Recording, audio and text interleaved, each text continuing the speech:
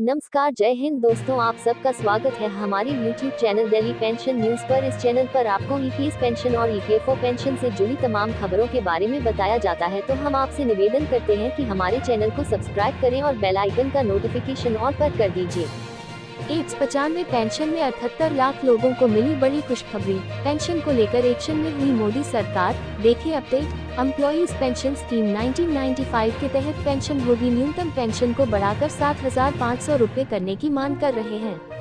इस कर्मचारी पेंशन योजना के लगभग 78 लाख पेंशन भोगी वर्तमान में न्यूनतम 1,000 रुपए मासिक पेंशन प्राप्त कर रहे हैं, जो 2014 में लागू हुए नियमों के अनुसार निर्धारित है। शुक्रवार को केंद्रीय श्रम और रोजगार मंत्री मनसुख मंडाविया ने पेंशन भोगियों को आश्वासन दिया कि उनकी मांगों पर सरकार गंभीरता से विचार करेगी।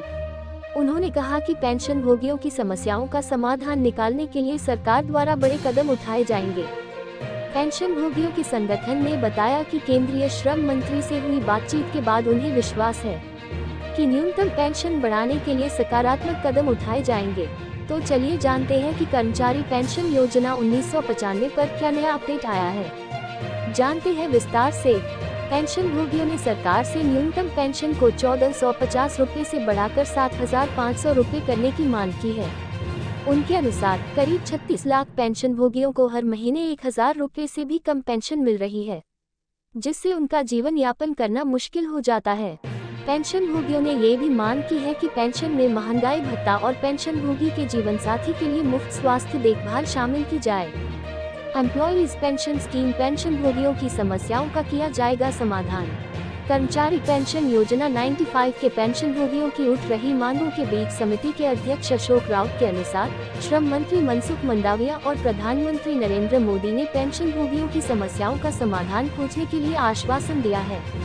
इस संबंध में पेंशन भोगियों के न्यूनतम पेंशन को 7,500 रुपए करने की मांग के साथ महंगाई भत्ता और जीवन साथी के लिए मुफ्त स्वास्थ्य देखभाल जैसी मांगे भी शामिल हैं, जो उनके जीवन की गुणवत्ता में सुधार कर सकते हैं।